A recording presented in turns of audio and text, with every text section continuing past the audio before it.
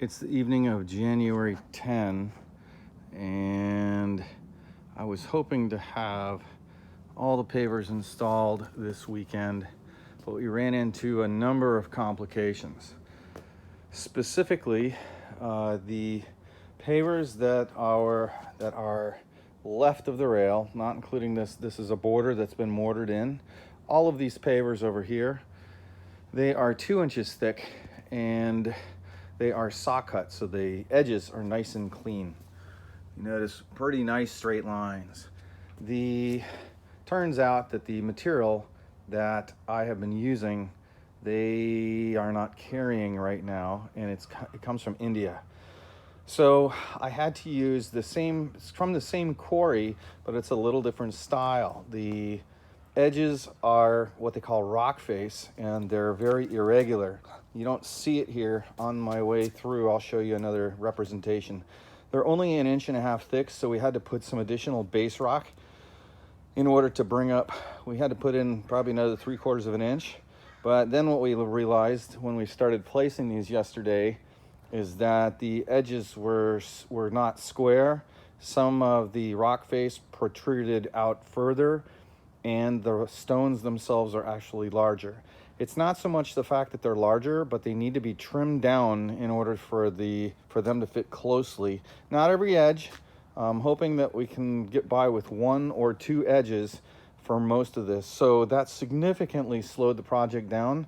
Now, since the color, you may not see it very well, but it's pretty significant when you look at it. It's a lot whiter. This is dust. That's different. Okay, and this is years of age, but this is all the dust that they created today. Once we mop everything, these are relatively white, and this is pretty darn black. So we found out that if we do an acid wash on the stone after we have installed them, that they go back to looking to the same color. So we were almost thinking we might not even be using these pavers, and I'd have to come up with some other kind of solution. So it was a long process. Well, it's been a long process for install, to the point that I brought my stone guys over here to finish up some of this work. I peeled this back just so you can see what's going on. I am surrounded by redwoods and oak trees, and the problem that I'm having is all the leaves and some of the really fine, let's see if I've got any, these little seeds that are right here get into all the cracks.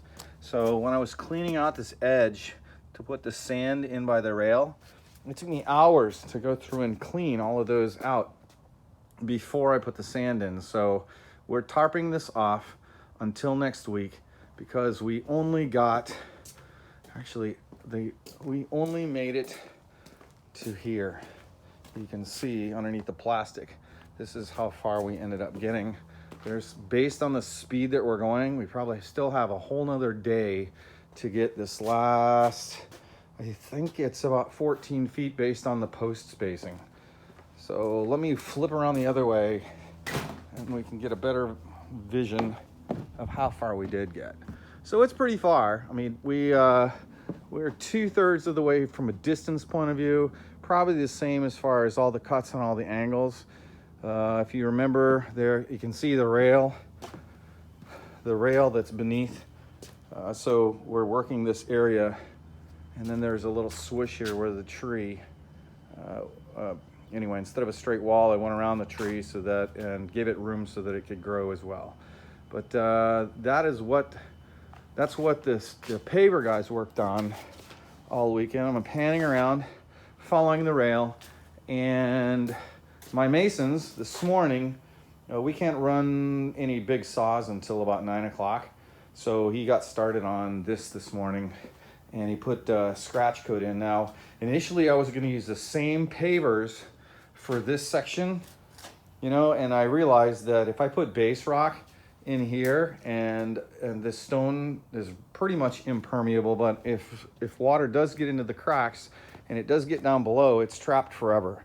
There isn't anywhere for it to naturally drain out. So I have decided, based on how much extra work it's taking, that I did manage to secure 1 pallet of pavers.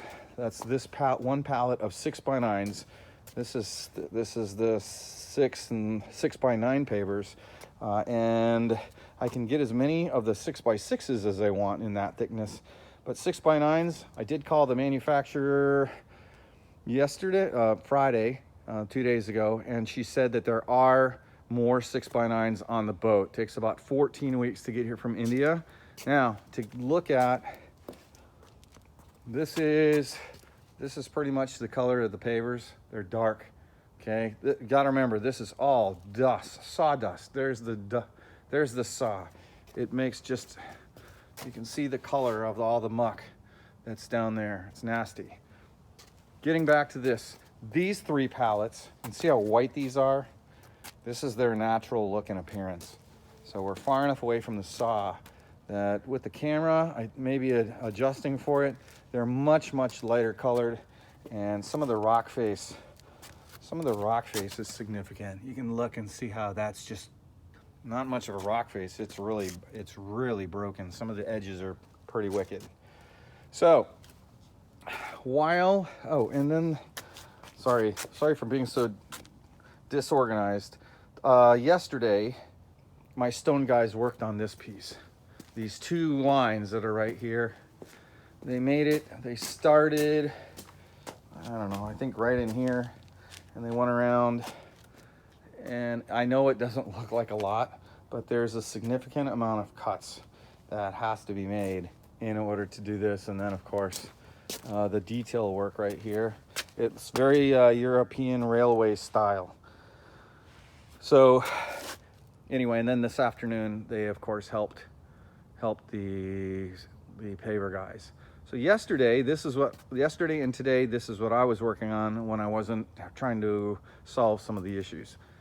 I installed this pair of rails, and it looks like, wow, this shouldn't be very hard to install, but surprisingly enough, this straight work was more difficult to install than the bent rail that I have here. And I can cover that later, and then today I put this 20 feet in. It is gauged perfectly, and I went ahead and tried it. It's not permanent, but I did put a couple hold downs in. So I am in the truck port, or pavilion as we call it, and I had to do a little bit of layout work to see exactly where the rails are going, and I've measured to see how much more rail I need to go in order to get to here. This is the Hunsader Continental Divide.